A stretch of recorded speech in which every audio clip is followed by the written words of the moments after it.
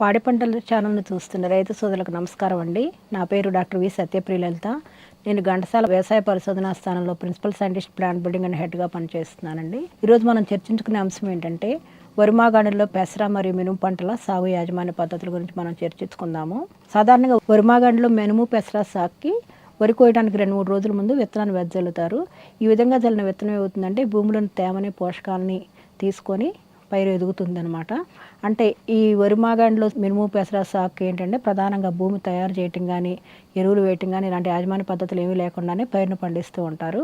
కాబట్టి రైతు సోదరులు వరి మాగాణిలోని ప్రత్యేకమైన సమస్యలను తెలుసుకొని మేలైన యాజమాన్య పద్ధతులు పాటించినట్లయితే అధిక దిగుబడులు సాధించడానికి ఆస్కారం ఉంటుంది. సాధారణంగా వరి మాగాణిలో మినుములో కానీ పెసర పంట సాగు చేసేటప్పుడు కొన్ని ప్రధానమైన సమస్యలు ఉన్నాయండి. ముఖ్యంగా వరి నాట్లు కనుక సకాలంలో పడినప్పుడు మినుము సాగు ఆలస్యం అవుతుంది. మినుము సాగు ఆలస్యమైనప్పుడు ఏమవుతుందంటే మనకి దిగుబడులు తగ్గిపోతూ ఉంటాయి.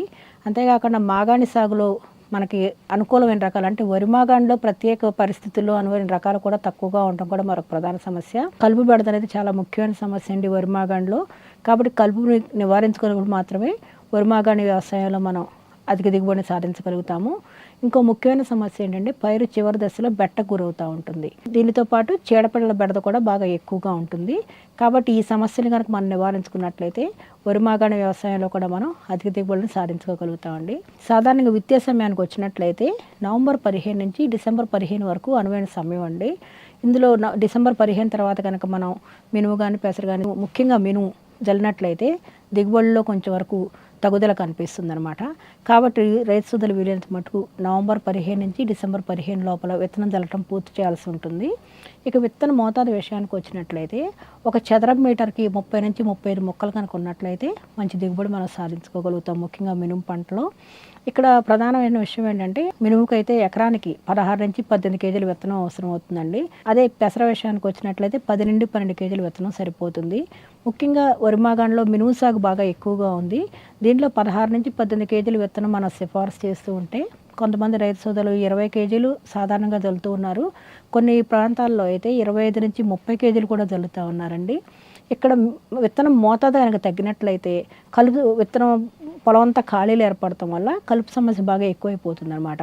అదే మొక్కల సాంద్రత కనుక ఎక్కువైనట్లయితే పైరు బెట్టకు త్వరగా గురవుతుంది. అంతేకాకుండా చీడపీడల సమస్యలు కూడా ఎక్కువ అవుతుంటాయి. కాబట్టి సరైన పద్ధతిలో సిఫారసు చేసిన మోతాదులు కనుక విత్తనం జల్లుకున్నట్లయితే అంటే పొలం అంతా సరైన సాంద్రతలో మొక్కలు మొలిచినట్లయితే కనుక మన వరి మాగాణిలో మంచి దిగుబడి సాధించుకోగలుగుతాం అనమాట. ఇక విత్తన శుద్ధి విషయానికి వచ్చినట్లయితే చీడపీడల సమస్య బాగా అధికంగా ఉంటుంది. అన్ని రైతు సోదరులందరికీ బాగా అనుభవం ఉన్న విషయమే.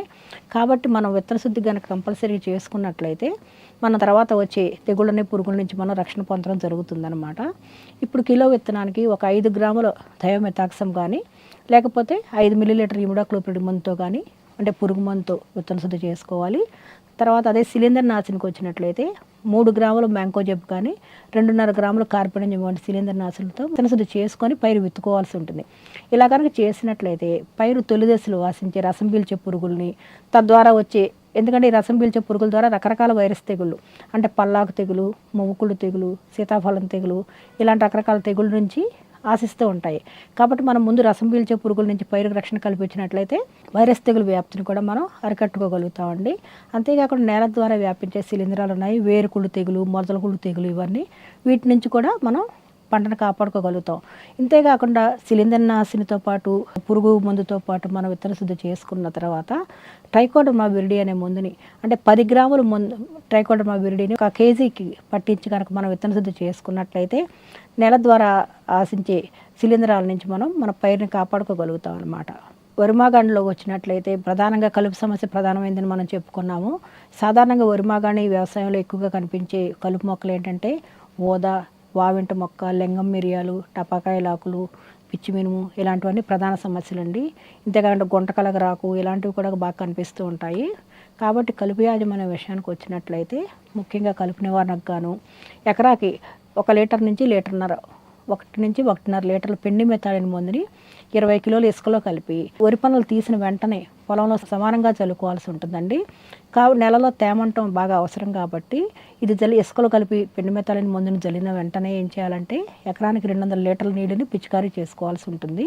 పలు రకాల వెడల్పాపు మరియు గడ్డి జాతి మొక్కల నివారణ కోసం విత్తిన 15 నుంచి 20 రోజుల తర్వాత 200 మిల్లీలీటర్లు ఇమాజెతాపైర్ మందుని కానీ 350 మిల్లీలీటర్లు ఎసిప్లోర్పిన్ సోడియం ప్లస్ క్లాడినోప్రోపర్జిల్ అంటారు.